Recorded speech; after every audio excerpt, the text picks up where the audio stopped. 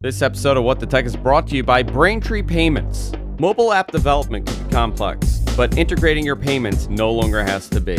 With Braintree, your business can accept nearly every type of payment from any device with just one integration. Learn more at braintreepayments.com/whatthetech.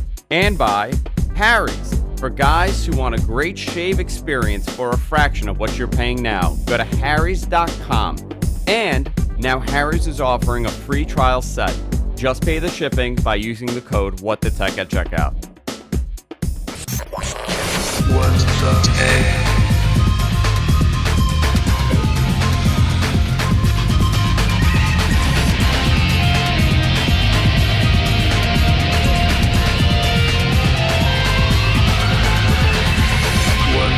Hey, everybody, welcome to What the Tech. I'm Andrew Zarin. Of course, I'm joined by the one, the only, Mr. Paul Thurrott. How you doing, Paul?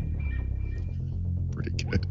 I like that. I like that. We've been doing the show for God knows how long now, so many years, and I have to pretend that we have not been spending 14, 15 minutes BSing prior to doing a show. Just like grumbling about everything.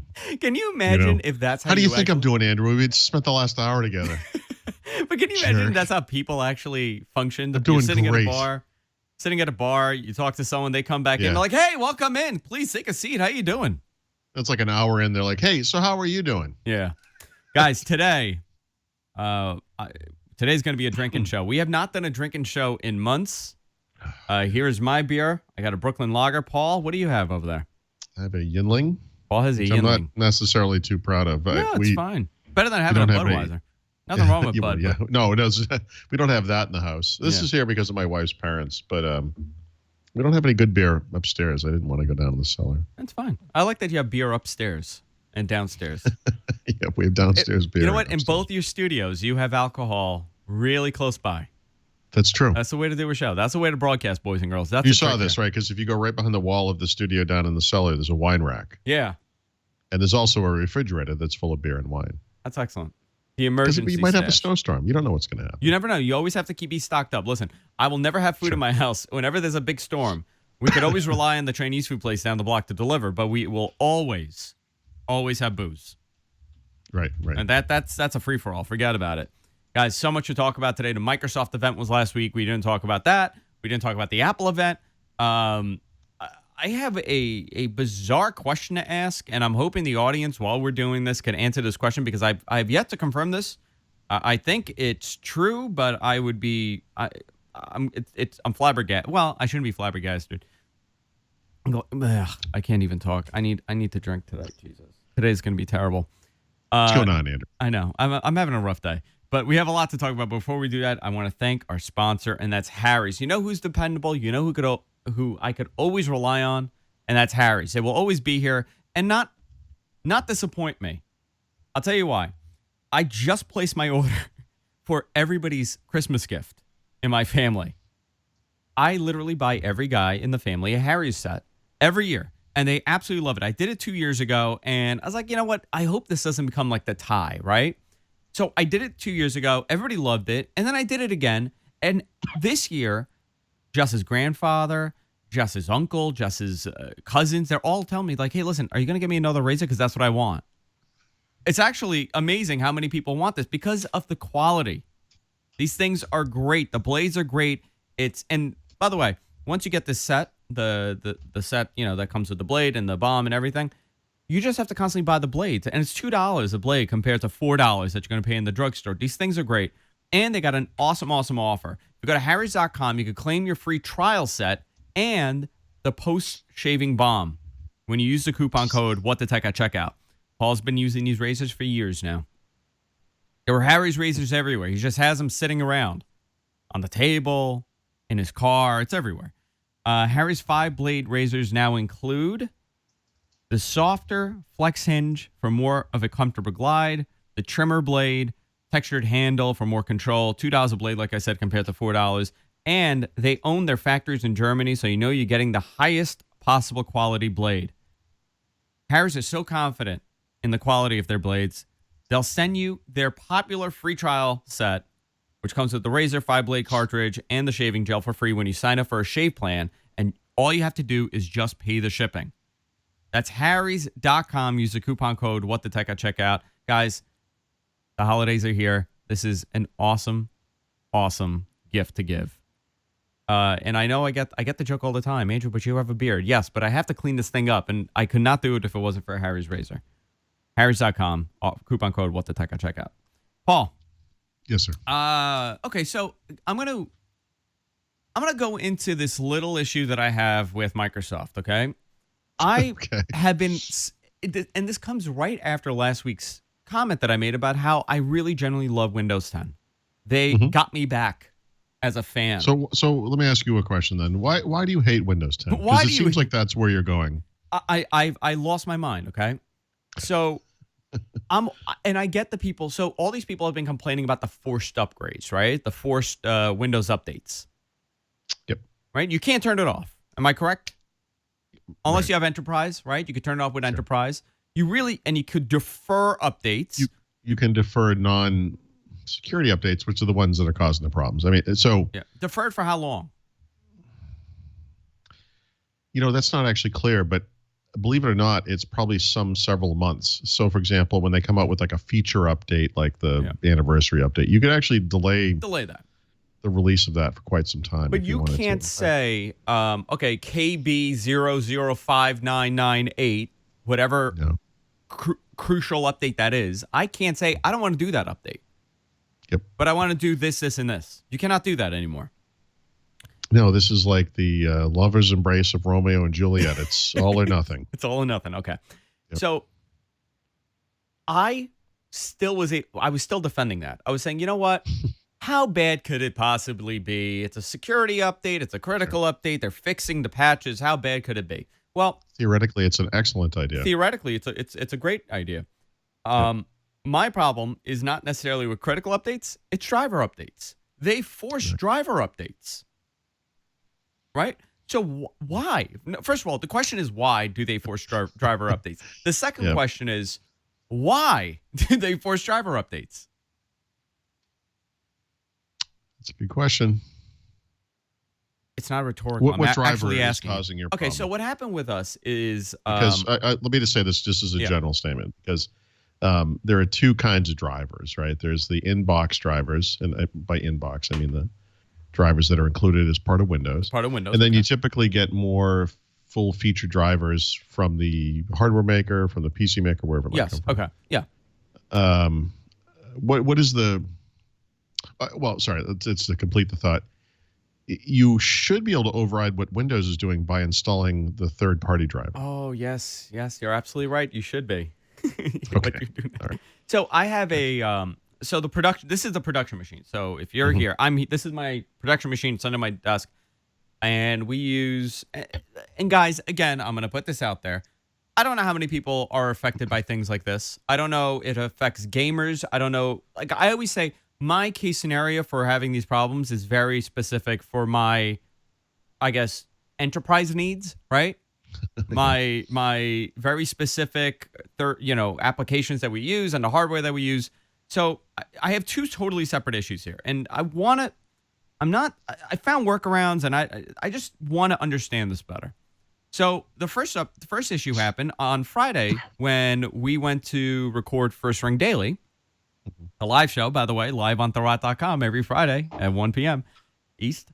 I went to go, and I couldn't load up my production software. The vMix is the software that we use, and it's a very high-quality piece of software. It's actually great tool for any kind of video, live video switching and stuff like that.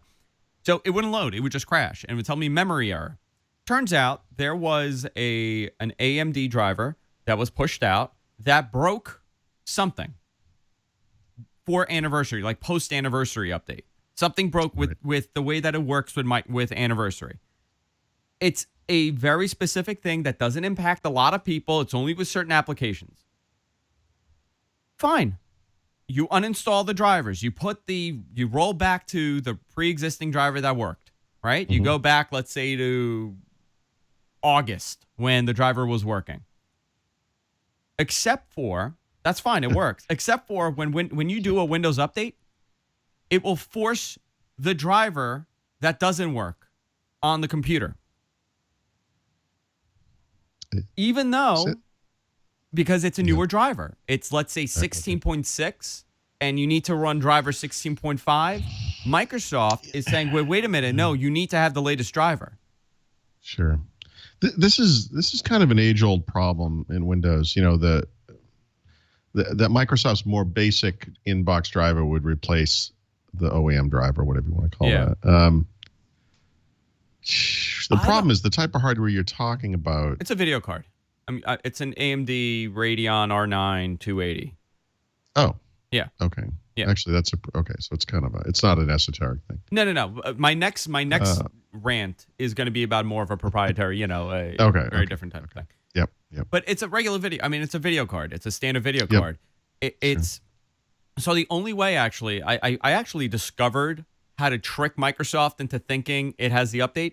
You actually run the update. You break the driver. You uninstall it from the Windows update, like device manager, and then you roll back. Yeah. And it tricks the Windows update into thinking you've already updated this. That sounds like an excellent use of your time. It took me, by the way, this is after, you know how I figured that? After a format, after a restore. Right. But you know what? Maybe you should be running Windows 8.1 on this machine. You want me to leave? No, I'm not kidding. I mean, just to avoid this issue. I don't know. Well, you know what? You know what would have worked well if I was running Windows 10, not Anniversary. Because it worked. It works on Windows 10 non-Anniversary. This is only impacting Anniversary. Okay, but at some point, but how do you can't? You got to wait till AMD gets their act together, or they're aware. Now they're aware that this problem exists, but it's it's such a small, minute group of people that it's affecting. Who knows when they're going to fix this? I'm curious to see. This is my case, right? But let's say you have a laptop and there's some Bluetooth driver issue with the one that Microsoft is pushing.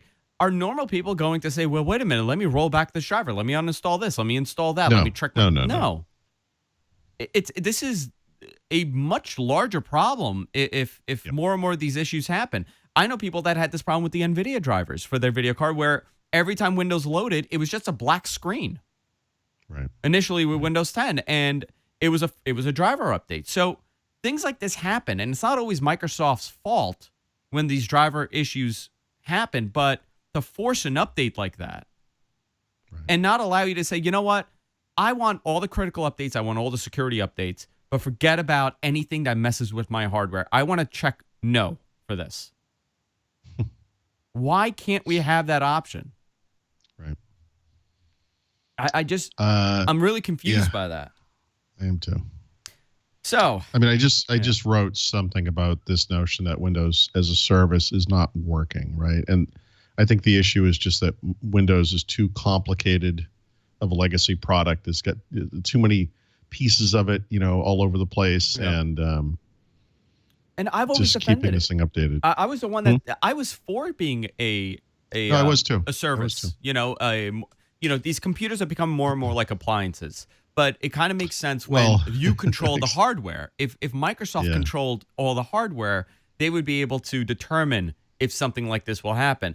The reality is Microsoft doesn't control every software and hardware out there, and they don't know every use case to force an update like this. Yeah. The problem is that it's a good theory, but in reality, it often breaks down. Yeah. So here is, and then we'll get. I swear to God, I needed to talk out loud to somebody about this. The other issue was, so I did a clean install of Windows 10 for the first time. I have to tell you, the procedure that you go through to wipe everything out is so simple now. Oh, I thought you were going to complain about it. I'm like, wait. Windows 10, you can install it in 12 minutes. It's kind of amazing. So it's actually, it feels like wiping everything off on your phone and then getting everything back. Like, it's done so seamlessly. I really think they got that portion right. So when you wipe out, like I had Windows 10 Anniversary, when you wipe it out, right? You have Anniversary on there. Like, I wiped out the entire hard drive. I didn't keep an existing copy of Windows. I have Anniversary on there. So in Anniversary, Microsoft changed their requirements for digital signatures on drivers. Yeah. Okay. Right. Big problem. What do you mean? Because Yeah. Some drivers don't have the digital signature that's up to date. It doesn't have the signature at all. And it blocks. It actually installs the driver, but it blocks you from using the hardware. Right. Okay. In 10, this existed also. But you know what you would do? You would go into advanced mode, troubleshoot advanced mode, and you would tell it, I want to load Windows without requiring digital signature on drivers. Right? Which you could still do. Yeah. Okay? Right. The whole point of this is to protect you and make sure you're running good hardware and protect the computer. You can't really do that in Windows 10 Anniversary. You can, but first what you have to do is go into your BIOS, turn secure boot off on your hard drive, then go and disable digital signatures. That is the only way. Are you suggesting that this is not a task most consumers would be comfortable or I was knowledgeable about? I was explaining this to my wife, and she goes, you know what that's like? It's like your key not working because you don't have an alarm system, but the way to get it to work is by removing the door. Yeah, yeah. I couldn't believe that I had to go around. I mean, first of all, I did it. I got it. But again, it's a little weird, right? Like the requirements, the expectation from hardware manufacturers. And by the way, I don't blame Microsoft. They should have high expectations. But things like this will happen when you say, hey, you need to have the digital signature on this driver. And it's a smaller company. It's not going to be AMD and NVIDIA. You know, it's a smaller company making hardware. Mm-hmm. By the time they do it, I mean, what are you going to do? You're going to tell people you can't run the hardware? It works if you do an upgrade, by the way. That's the crazy part. So if you had 10 and then you do the upgrade, everything works fine because it was already there. Sure. I lost my mind yesterday. I was just, I can't, it's one thing after another. It's a great operating system. Sounds like it. Yep. It's a great operating. No, it sounds fantastic the way you just described it. It's convoluted, right? What do you? I want to get your opinion on this. Am I wrong into thinking maybe this isn't possibly the way to do this? Maybe I should have administrative rights to my computer and say, you know what? Right. I get you want to protect me, guys. You know what? This is encryption and no backdoors. This is privacy. It's everything. These issues are always all or nothing. If Microsoft were to provide this capability, tons of people would do it, and they would put machines at risk. And they wouldn't just be putting their own machines at risk. They would be putting the entire internet at risk because those computers might be taken over and used as zombies that would be used to attack other computers. It's a very complex issue.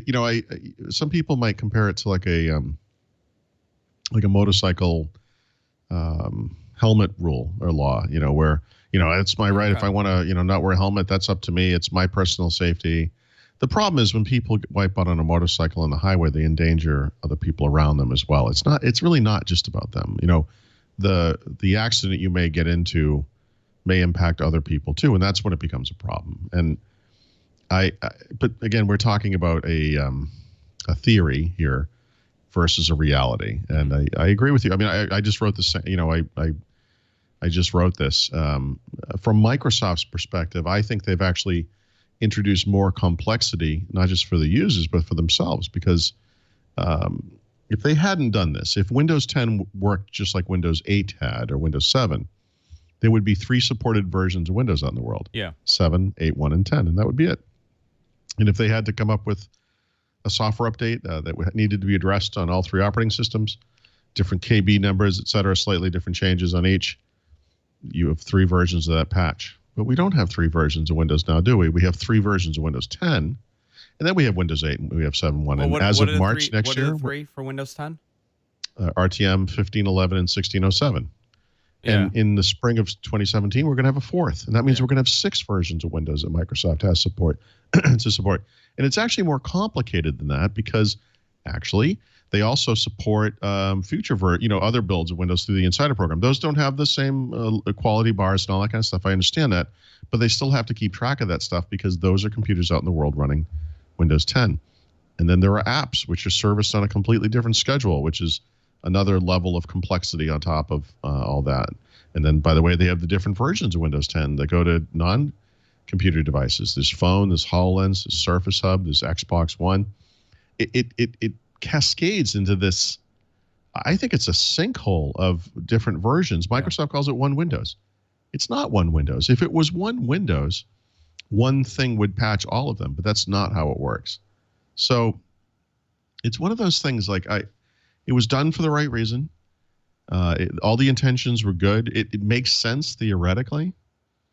I just don't think it's working out in the real world. I don't know how it's working out in the real world. I mean, I would love to know if these things. You're not that the I'm only one having describing- problems, Andrew. Okay, well, Let me tell you that. I know. No, you're not. But You're not. I would like to know what percentage of the user base is actually getting impacted by things like this. Is it small enough where they say, who cares? Let them. They're going to complain regardless. People are going to complain anyway, so they'll just It's deal not with about it. complaining. It's ultimately, customer is customer driven, right? They have to do what their customers want, and this flies in the face of everything that all of their enterprise customers want. Although I think, as you pointed out, there are enterprise agreements that allow them to defer updates, not to an infinite degree, but for many years, which is very different than the consumer versions. But it also flies in the face of what I think are some of Microsoft's most important customers' needs. The enthusiasts, the power users, the developers, the IT administrators, who do want to have that level of control and maybe have the level of responsibility to make sure that this thing is handled in a better way. And I see both sides of it. It's a tricky situation, but again, I think the biggest problem with the Microsoft approach, and it's inevitable, it's not their fault. It's not like they did something unique. It's all or nothing. You can't half-ass your way to saying there's gonna be one Windows. We're gonna do this thing. You either do it or you don't. And they did it as much as they could within the confines of enterprise needs and so forth. But yeah, I'm just curious on why Microsoft is not. I understand. Listen, critical updates, fine. I get it. I totally get it. Security updates, I get it. Mm-hmm. You will give me all the Defender updates, Microsoft Defender updates. I don't care. I'm not going to argue with you and saying I want to pick which antivirus update I have on here. What I don't understand is how the actual attempt to control the hardware and not give you the option to say, I don't want this driver. Don't want this driver. Yep. Let me choose if this driver is for me, because now you're involving a third party. You're involving the hardware manufacturer that may have put out. Maybe there's a glitch. I mean, who knows? You've just hit on something that is a potential solution to this, which is that instead, in other words, what Microsoft doesn't want to do is leave computers unprotected, but perhaps there needs to be a system where you can demonstrate that this thing has caused instability or even blue screen, whatever it is, problems on your PC, and that you should be exempt from this update after the fact. In other words, don't let people just proactively block everything, but it's not a hard thing, for a computer, a modern Windows computer, to know that it just had problems. And as part of a problem report, you send it into Microsoft, it's okay, and your computer's taken out of the loop. I mean, it seems like something like that. I mean, it would actually would encourage mitigate people. some of the problem. It would encourage feedback, right? Proper feedback to Microsoft. Yeah. Because a lot of the times, it's not like this way exactly, but in the old day, before Windows 10, you would send in a little bit of feedback, or you actually, every once in a while, you'd get it was like a troubleshooting dialogue, and it would say, "Hey, we have a problem survey." What was that called? The report. The report. Yeah. We're going to send it to Microsoft. We'll let you know when we find a problem, right? No one on earth has ever heard back from Microsoft about a problem. No, never. I want to find that once. human being. I want to find that one guy. This has never happened, right? Somewhere in like Estonia, you got an update back in 2004. That doesn't exist. Yeah. But they could kind of handle it like that in the sense that this would be a little more. It'd be reactive, but you could say, "Look, I did have this problem," and that would be how you would get exempted from the update, right? Yeah. Not ahead of time, but after it happened. Yeah, it's. I think it would solve some problems. Yeah. I get crap because I'm a Mac user at times, but I'm way more of a power user when it comes to Windows than I would be a a Mac power user. You know, Sure. my laptop is for web browsing and just everyday stuff, but majority of the stuff that I do, the nitty gritty stuff, my money comes from a PC. Yeah. And it comes, and I don't use cheap hardware either. That's the other thing. You know, I mean, you built the same machine as I did. We have the same exact computer that, you know, to say that, you know, you have to use this driver, and if you don't, there's no other option. It's kind of wacky. Yep. I'm not. There's a lot of circumstances where someone might want to do something different. And actually, you know, the computer I built, you know, for Mark was designed as a gaming PC. And you could imagine that people who are hardcore PC gamers would very much want to have the exact version of some video driver or Absolutely. you know, configure their system in some very specific way. You know, Windows 10 makes it a little less, you know, friendly to do that or easy to do. Yeah. I actually, I have this here. I don't know if you can see this. It's the NVIDIA 1060, GTX That's 1060. not a hoverboard. It looks like It's a hoverboard, actually. You just put it down like this, and then you just step on it, and you float away. Isn't this amazing? Look at the future we're living in. So I bought this to fix the problem, in a way. I threw money at the problem, and they say throwing money at the problem fixes it. Well, it kind of did, you know. I haven't installed it yet, but this will definitely fix the problem of not dealing with that crappy driver, because I don't have time to do this. I can't sit and, I mean, I probably will use this in another machine, but this is, by the way, this is the one that people told you you're an idiot for not getting. Right. Remember that? Yeah, but it's also 4 months later. It's 4 months later, and now so, it's, my son has had that much use of the computer, so whatever. So I just thought it's an interesting topic, and I know I get these emails all the time from people, and I never experienced it like this, where really, like, it was like a chain reaction of so many little issues here and there with Anniversary, where I was like, maybe forcing people to do certain things is not the right way of doing it. Like I said, I understand it. Yeah. It works in the mobile world to some degree. Although, you know, does it? I mean, it's funny. On the iOS side, I mean, how often is iOS actually updated in a given year? 3 times, 4 times? I mean, one of which is like a major update. Yeah. Windows is updated all the time. I mean, it's like continuous. Hey, you know what's so? You know what's? Let me just bring. You just reminded me of this, and you tell me. I can't remember for the life of me what it was like. So if you had Windows 8, right, and you went to install a Windows 7 driver, what would it do? It would work. It would work. Okay. Yeah. In 10, it's the craziest thing. I had this happen twice. I by mistake downloaded the wrong driver. I was like, it's like 3 o'clock in the morning, and I'm loopy at this point.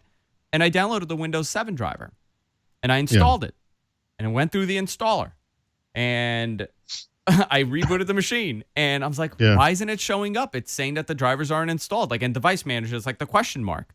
It actually allowed me to install the driver, but it was smart enough to not actually. Because it's probably not signed. I don't think it's the version that's the problem. I think it's that it wasn't signed.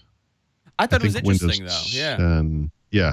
I mean, I think you could find a Windows 7 driver that would work. That would work for some device. I mean, just because it was signed correctly and all that. I mean, I was like, that's actually good that fine. it didn't actually attempt, like, it didn't actually install it. Sure. It just made me feel like I was doing it. I thought you were going to say you actually saw it rolling back as you rebooted or something. Yeah, I was rolling back in my chair. Yeah. Losing my mind. So I just wanted to touch on this. If you have had this problem, any of these driver issues that I'm explaining, please let me know. I love getting the feedback about this, so I know if people are experiencing things like this, because it's hard for me since I'm a power user in this capacity when it comes to like the video production. I may have a very different experience than 90% of people using it. So I want to hear from people that just use it day to day where, you know, you had some weird thing happen with your driver or you had some weird software thing that really messed it up. I want to know like how you dealt with it. Just, you could put the feedback on the comments on YouTube or you could send me an email at guysfromqueens@gmail.com. I like getting the feedback about this. So Paul, I want to talk about the event from last week. Yep. I have a lot of questions about this, and I guess we were both wrong because we did not see a Surface Book being announced. Well, so I was told explicitly that there wouldn't be a Surface Book 2. In the week or two before the event, I did raise the possibility of them doing a Kaby Lake upgrade to the Surface Book, and I kind of justified that. And this was based on my imagination, right? This was not based on anything anyone said to me, but it seems like given the reliability issues of Surface Book, pushing it off of Skylake might have been the right decision. Yeah. You could make the argument on the flip side, because that's the direction they went, that maybe they've gotten the Skylake issues under control with software, and it's not as important as maybe it used to be to have done that. But yeah, I was surprised by the introduction of new Surface Book models with higher end graphics capabilities, and a slightly new keyboard too. Yeah. I want to talk about that and a whole lot more, obviously, the Apple announcement too. But before we continue, let's thank our sponsor, and that's Braintree. Simple, secure payments and code you could integrate quickly in just minutes. To learn more about Braintree, go to BraintreePayments.com/whatthetech. If you're looking to set up a payment solution for your business, Braintree gives your app and website a payment solution that accepts just about every type of payment method with one simple integration. This is the great thing. Maybe you're working on the next Uber, Airbnb, GitHub. Then why not use the same simple payment solution that they are, that has helped these companies become what they are today?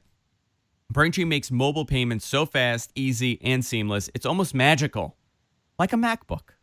It's magical. Like an Apple product. Add it to your app in just a few lines of code, and you're instantly ready to accept Apple Pay, Android Pay, PayPal, all major credit cards, and even Bitcoin. I don't know how many people are using Bitcoin, but you could accept Bitcoin if you wanted to. And if there's some other payment method that's coming along, which we see happen every single year almost, Braintree will support it as well.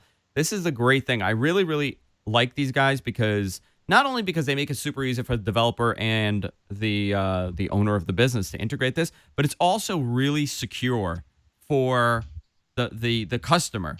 Across all platforms, it has superior fraud protection. So it's based on a token system. So your information is not going to some computer that's going to get attacked, and now you've lost, your information has been compromised. We see this happen almost every holiday season. We've seen companies like Target, for example, get hit with this. So you know that you're safe if you are accepting, if you're using Braintree for mobile payments. Guys, if you are a developer, check it out. Not fraud protection. Go to BraintreePayments.com/whatthetech. Learn more there. I want to thank Braintree for supporting the show. It's a PayPal company, guys. So, they're great. By the way, we have a new advertiser. This kind of ties in. I don't really like talking about other advertisers during the live read, but the advertiser it uses Braintree for their mobile payment solution. So look at that. Everything is full circle here. They're a Braintree company. They use Braintree for payments, which we're going to be talking about next week. And I think a lot of people will enjoy that new ad that we have. BraintreePayments.com/whatthetech. Let's talk about this Windows event, Paul. There was a lot of talk about the future of Windows, the creative types, right? Yeah. It's for the creative types are the future of Windows. Apparently. Where do we begin? Do you want to touch on this? It was interesting that they spent so much time on it, but you could kind of see the direction that they're headed. I guess I am still a little confused by that whole thing, but yeah, for some reason they're calling the next version of Windows 10 the Creators Update. It's not going to just have updates for creators. That's the confusing bit, but the whole notion of creators ties into the general message for Windows or for Windows 10 for the past several years, which is, this is the platform for the people to get work done. That Microsoft has referred to them as the doers in the past, which I like. 10 years ago, we called these people knowledge workers or whatever, it is what it is. And so, it's a very, people friendly message. It's like, we're all creators. You're a creator. I'm a creator, and you and I are creators. I mean, obviously we create content. I write for a living. You create videos and everyone creates something. I thought it was going to, yourself. I write, and then you're like, and you create crap. Yeah. Some of us are more like a suction on the bottom of society, but whatever. Yeah. No, I get that, and that's fine. I think it's a goofy name. Yeah. It doesn't help that it was kind of bookended by a $4,500 computer that nobody can afford that is aimed at creators. It was kind of a weird juxtaposition, because I think the fundamental value proposition of Windows is its universality, that it works for everybody on every kind of hardware, regardless of how much money you have or regardless of what your needs are. And I don't know. It's I found the event to be a little strange. I mean, so wow, I don't know what that was. I did find it to be a little strange. The Surface Studio, we pretty much discussed what we had the idea of for this device, but I didn't know it would be so centric around illustrators and graphic artists. And do you think that they've, I see them eventually putting out a lower model of this that is not for right. the comic book creator for rich people and somebody using CAD, to use. But I do see them coming up with some sort of consumer. I don't think this is a consumer device. I think this is a very specific niche product. It's absolutely not. You need to get an auto loan to buy this. I mean, it's actually very expensive. So let me go to Apple. Let me go to wow, $3,000. Let me go to Apple's website to find out how expensive this thing is. Well, by the way, go to Apple's website to find out how expensive it doesn't have to be. Yeah. I mean, a comparable iMac is $1,800. It has a higher resolution screen. It's a slightly smaller screen. It's widescreen. It's not 3x2. It doesn't have touch, obviously. It doesn't have pen. It doesn't bend down to the tabletop so you can write on it. I don't think most people need that. And I think this is the thing. So I will say this. I can't myself sort of say this makes sense. But what I think I can do is explain why they're doing it. Mm-hmm. And we can kind of all agree, figure it out for ourselves whether or not it actually makes sense. And the way I think of it is Microsoft has all these billion-dollar businesses. And then they have these billion-user products and services. And Google and Apple have some as well.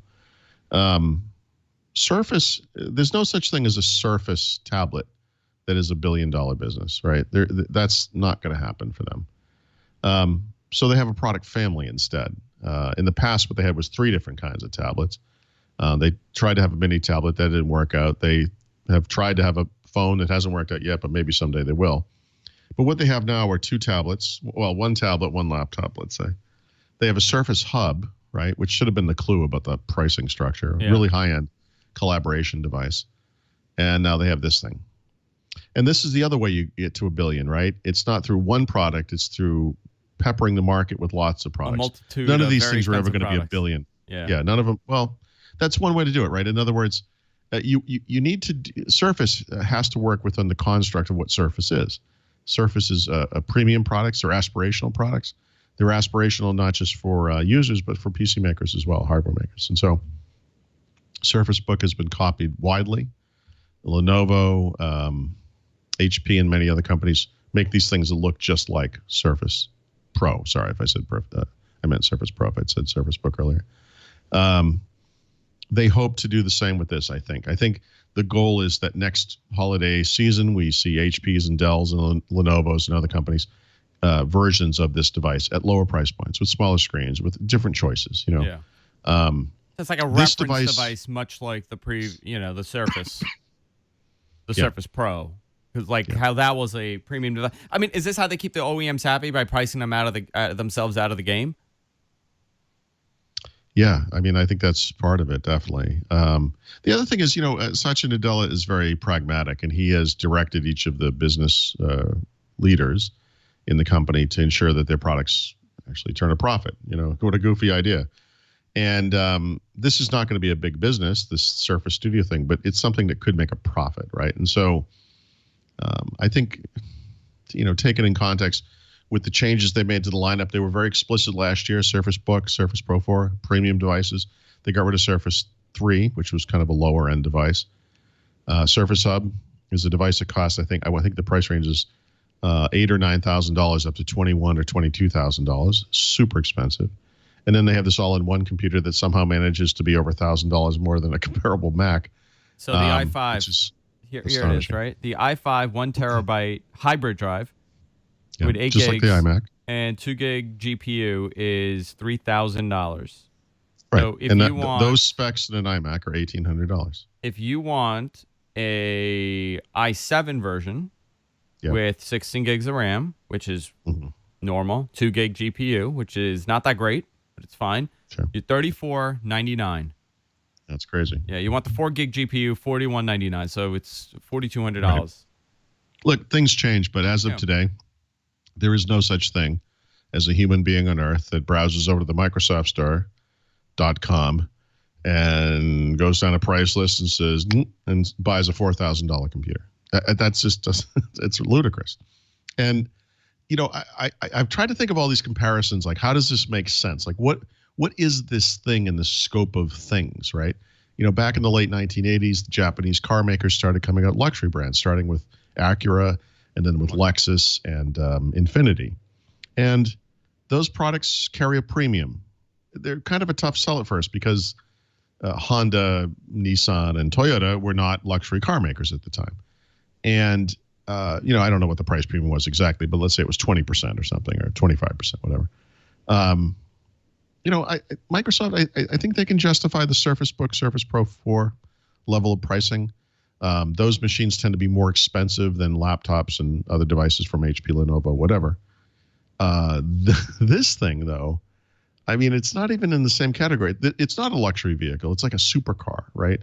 It's the thing you can't even buy at the automaker's dealership. You have to, especially, you have to fly to Germany or something and drive it at a track. It's like a completely different kind of product. I'm still blown away by it. I think I mentioned earlier this notion of the strength of the PC market and how all these different price ranges and everything.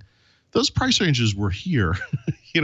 Surface was like over here, but now this thing is like way off the chart. It's like way over here. It's like it's so far off the charts. I just don't even know how to react to it. I have no, if I'm able to review it or whatever, I'm sure I will love it. There's no doubt about it. Who wouldn't? I could never and would never pay money for this thing. I can't afford it. I've got a kid in college. I make a normal living or whatever. I'm not rich. I could never justify. I could never go to my wife and say, I need this thing. This will make life better. Here's why. Because I'm literally using like a $500 NUC right now to drive the whole operation. And you're doing video. You're sending me video. We're doing essentially a television show, right? Sure. With cameras. No, granted. Using a $500 computer.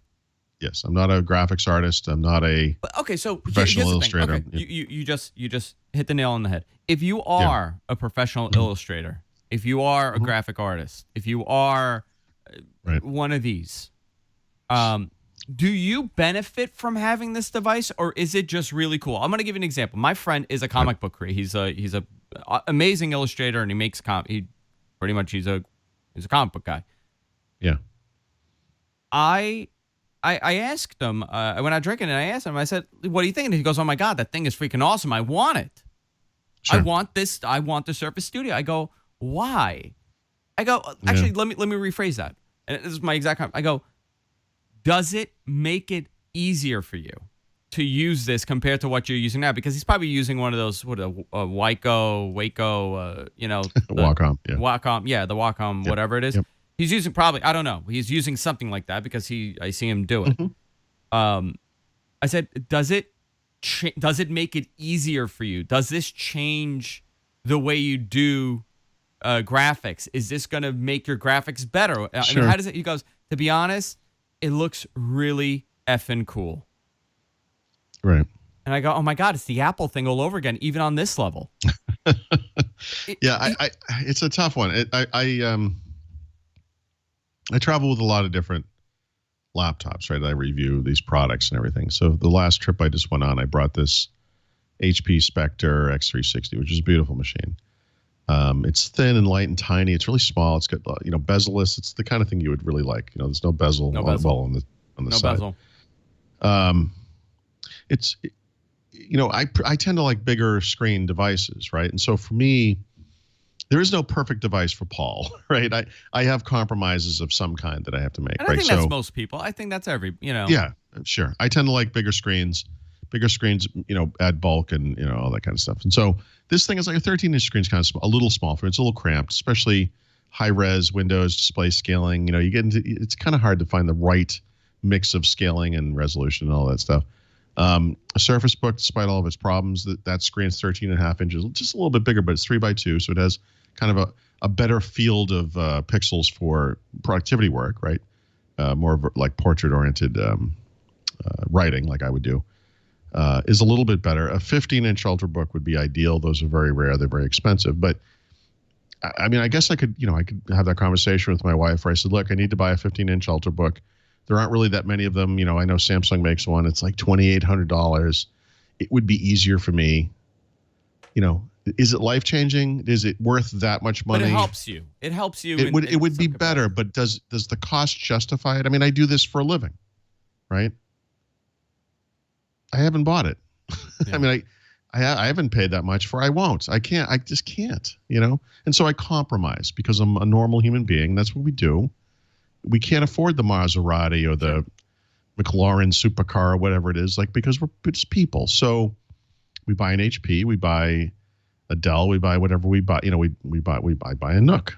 I'm delighted that this thing works so well for such a low price. I know this thing is beautiful, but there's just something about its position in the market that it's so contrary to what the PC is all about. Again, this is make it appliance, make it a very expensive appliance, but make it an appliance. When I think about Surface and where do they go from here, the things that I saw missing from the previous lineup was desktop expansion that really works, right? I think the lineup needs to go to USB-C for one thing. That's an architectural change. That's going to require new hardware. But one of the things that really stinks about Surface right now is if I want to use it here at this desk, there's no 3x2 display I can use that matches the scaling and resolution. Yeah, so it's always going to be a little off. It screws everything up. Yeah. It just messes everything up. Well, this is 3x2. And, huh? Isn't this 3x2? It is, right? What is? The Studio. The Studio, yes, it is. Yes, it is. But that's what I mean. In other words, what I would have preferred to have seen were two displays, whatever sizes, 24, 28 inches, or whatever, that existing users could add to their Surface Book, Surface Pro, whatever, and their dock if they have it, and use that as a thing. It doesn't have to have touch.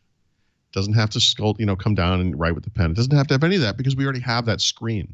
You already have it in front of you, so you're going to you're better off doing it on a little device than a big device, really. Well, you're better off doing it on the thing you already own. I mean, I'm just, this would be a peripheral. It's odd to me that there's no interim step, that you have this little portable device or you have this gigantus, $3,000 to $4,500 monster. Yeah. And I just don't know. It's just. I wonder how pre-orders are going for them. It's still weird to me. I wonder how. Well, they made 7 of them, and those are sold out. Yeah. So, no, I'm serious. So as of today, if you want to buy one of these, you're not getting it until early next year. So it's sold out. It's sold out. Yeah, but I wonder what the sales would be. Yeah, I'm curious. Yeah, I'm curious on what those numbers are. I think this thing's going to fall off a cliff. I think it's over. It's almost just like the Surface. It's almost like Nadella was out with his buddy, and his buddy's like, "Hey, my company, we need this device. I'll order 20,000 of them if you make it." Who needs 20,000 of this device? I don't know. What Marvel? I don't know. What business has graphic artists all over the place that need 4,000? Well, I'll tell you where. A lot. Yes, please. I'm not saying 20,000, but let's say you are a animation studio. And I can tell you this because I have a relative that's in animation. They sub out their work. They have 300 employees in India that do all their animation. What if I have no idea. To be honest, I have no idea why anybody would need so many of these. Two-thirds of the price of this thing is the screen. Yeah. If you forget about I'm not kidding. If you forget about the screen, what's left is a fairly pedestrian computer.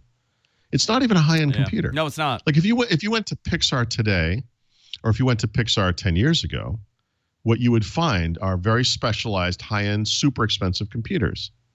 But there's only 5 companies on Earth that need those kinds of things. We could probably name them all right now. Lucasfilm, Weta, whatever. Pixar, what do you call it? DreamWorks Animation, whatever these things are. That's it. That's not a, there's a business to be had there for some company. But this is Microsoft. What are we talking about here? How many of these do you think Marvel is buying for their comic book? All of them, and that's great. All of them, yeah. But the fact that we can name, in other words, we could name the companies. That's the point. We know who they are. There aren't 500 other companies we've never heard of that are just like Marvel. So here's something interesting. Kid Clayton in chat says the Wacom screen goes for about $3,000. Yeah, the screen's very expensive. Yeah. So for Wacom, I didn't know How many of those do you think they've sold? I don't know. I'm curious. 3. So that's my point. It's not a volume product, you know? Yeah, I'm curious, actually. I didn't know that it was that much.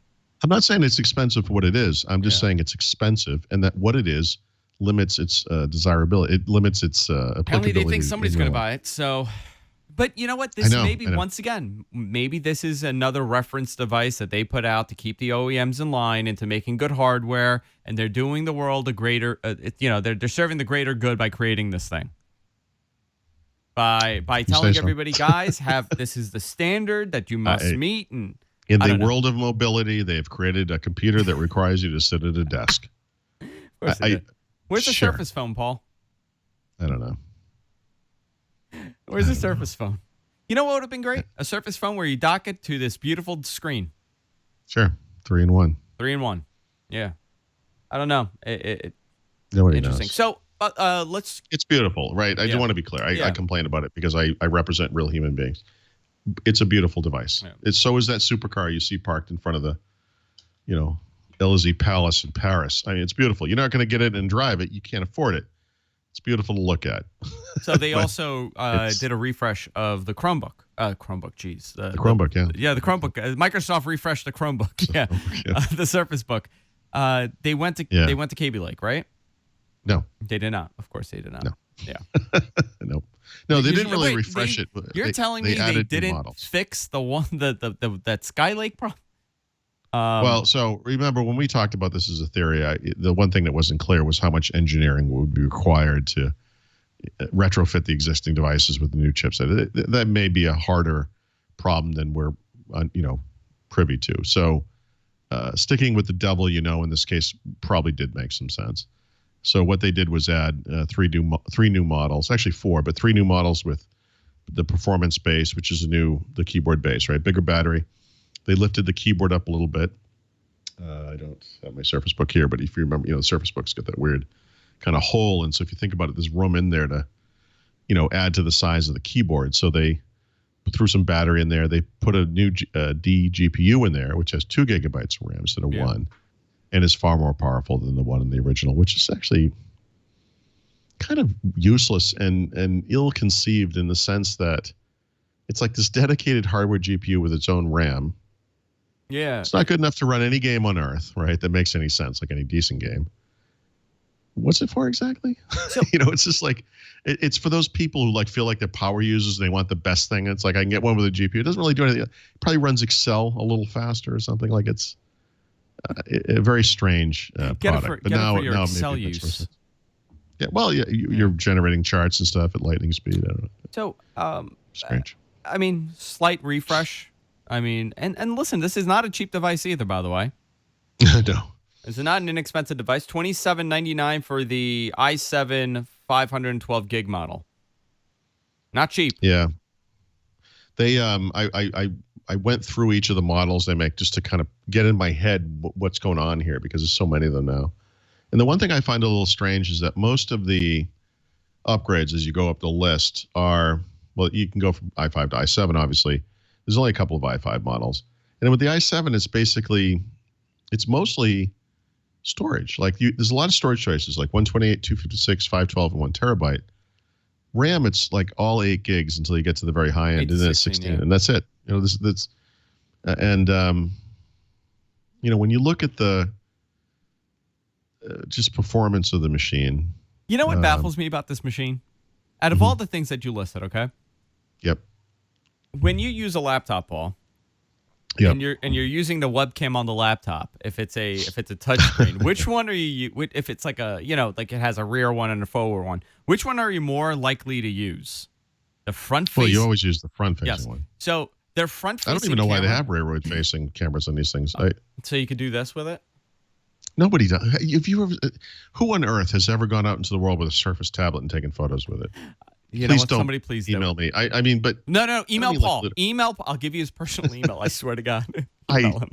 That's crazy. So here's the funny thing about this. The front-facing camera is a 5-megapixel front-facing 1080p camera, okay?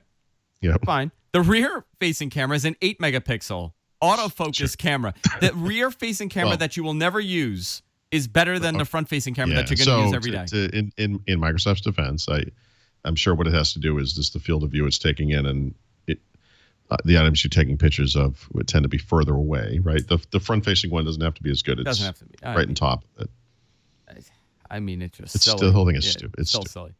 silly. Let's talk about Apple quickly. Mm-hmm. What do you think of this new MacBook? I think it's beautiful.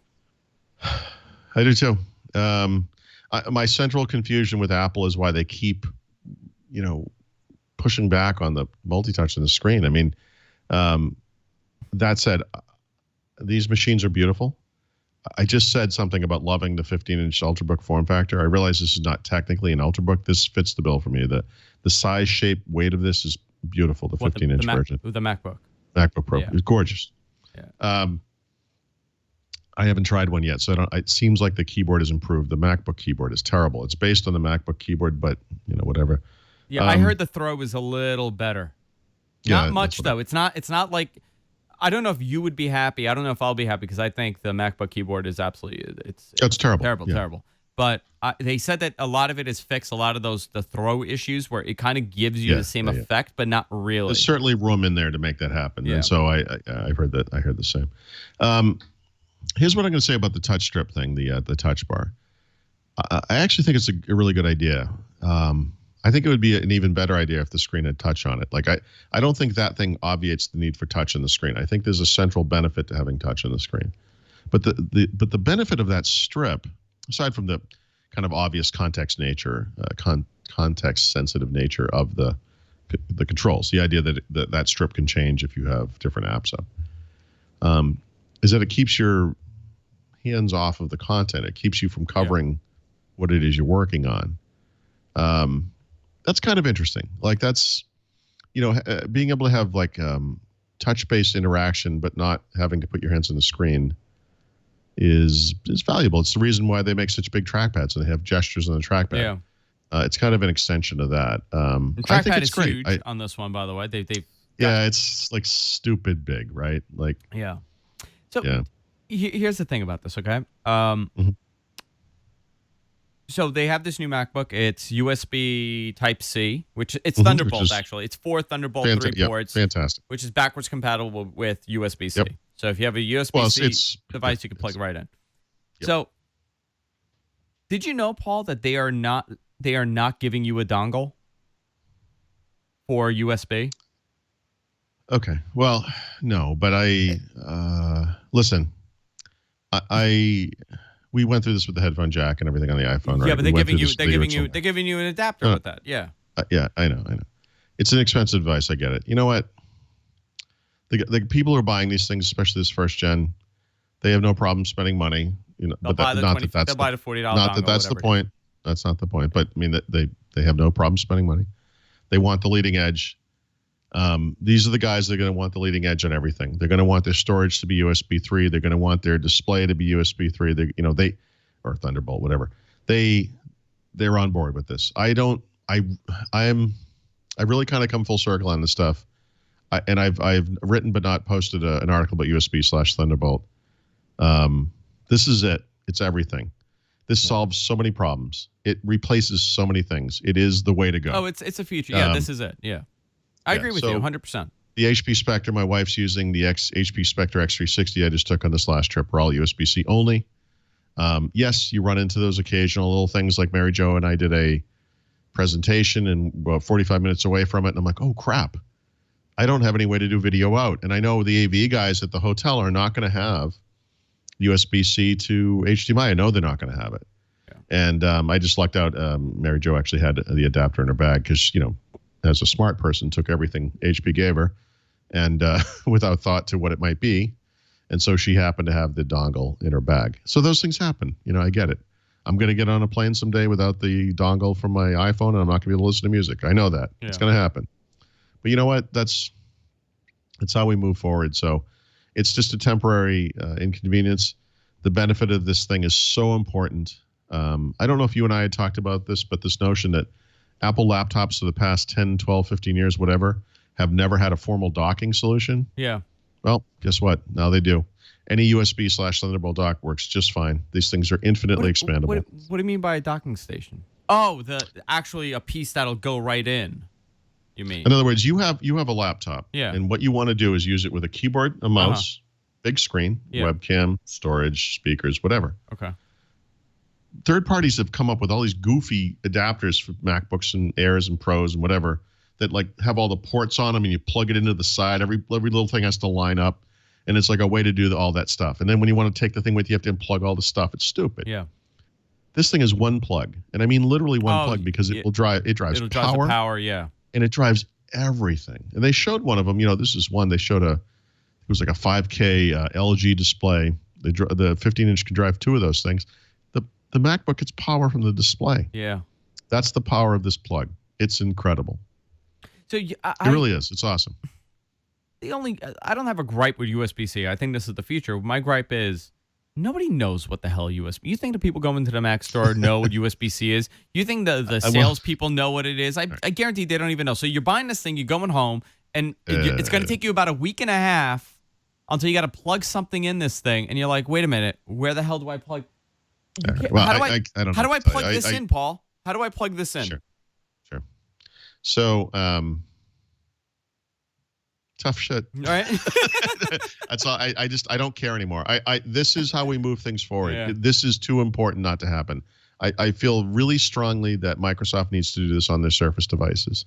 I think Microsoft would do it, but they would also give you a little dongle for, it's going to cost them nothing. They'll make it easier for you if you have all these. This is a small thing to worry about. Yeah. It's not a big deal. You know what else people really were upset about was that there's no SD reader on the new MacBook.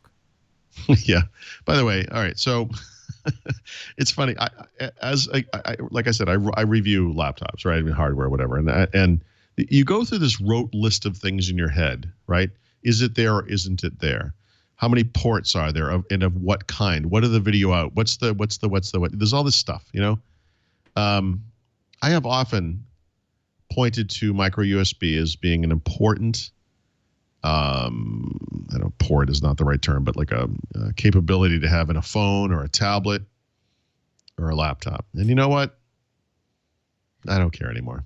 Doesn't matter. You just don't care. And I don't care anymore because this is like one port that does everything. If you need that, if you're a professional photographer and you're sitting on the sidelines at the Knicks game at Madison Square Garden and you got to get pictures off of your phone onto that MacBook, then you need the dongle. Yeah.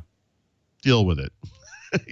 At some point you're going to get a cable that will go USB-C right from your new camera to the device, and we won't have to have this conversation. By the way, I saw the most beautiful adapter.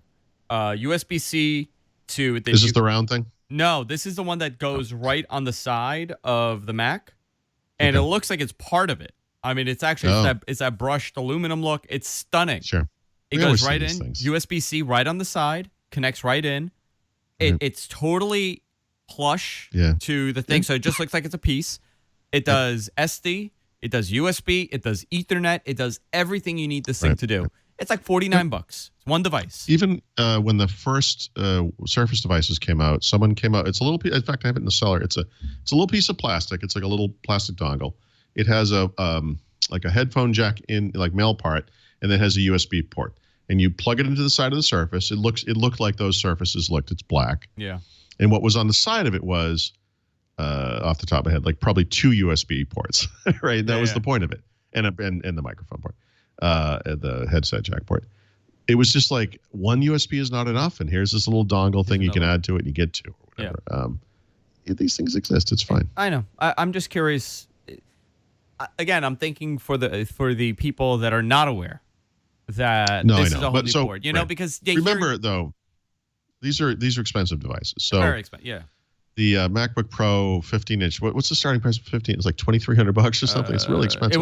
Everything went up by $200, I think. Yeah, that I have a problem with. Yeah. That I don't understand. Yeah. But they're beautiful, and they're high end, and people that use these are by and large professionals. They should know what they're getting into. At some point, what they have to do is bring this stuff down. Are they? By and large, I say. Yeah, they are. Oh, look, listen, you're either literally a professional. It's a pro laptop. I'm telling you right now, all my shithead friends have Macs. Hold on a second. You're either a professional or you have more money than you know what to do with, and you can buy a dongle. Just buy the damn dongle. Listen, I'm all for buying the dongle. It's fine. I just think it's the lack of information. I don't know, dude. I'm curious. This is going to be another one. It's going to be people are going to say, "I bought this thing. Where do I plug my USB?" And they're going to go into the app store. Look, I can't speak for every Apple employee, but when you go to that store and you're spending $2,000 or $25,000, they will know, and they will say something to you, and you're going to get that red carpet treatment because you're spending so much money. And they will direct you over to, when I bought my iPhone, the guy said, well, I'm doing this. I don't want you just to stand around waiting. Why don't you go grab, are you going to get a case? And I said, yeah. He goes, well, go take a look and go get a case. Same thing. Very cool. I like these discussions. We're never going to be right, guys. Just thoughts. No, no, that's not true. I'm absolutely right. No, I mean, no, what I mean is it's really easy to get caught up in these kind of short-term inconveniences. Yeah. But we can't push forward if we just worry about this stuff. You know what? I was more surprised that they're not adding one, Thunderbolt to USB adapter, considering you removed it and 99% of every apparel out in the market is USB. Okay. All your phones. So here's the thing. Okay, here it is.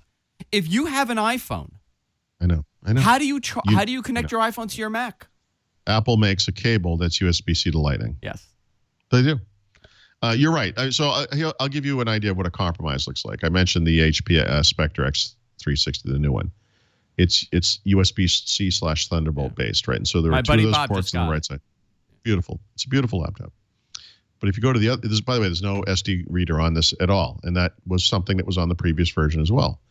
If you go to the other side, you'll find a USB 3 port, normal USB port. And there's your compromise, right?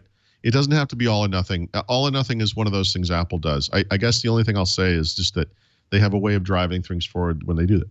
And if the short-term impact is a little bit of inconvenience, the Apple store you bought it at is just as close to you as it was yesterday when you bought the machine. So yeah.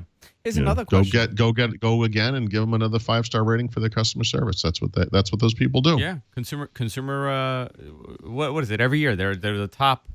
Of course, because the people that go into those stores, they're so happy to be there. How do you use your Lightning port headphone with your Mac? First of all, I know. First of all, there is no such. Who has such a thing? What are you talking about? Use your Lightning port headphone with your Mac. Who has a Lightning port headphone? You mean the one that comes with it? Yeah, the one that comes with it. Oh, I see.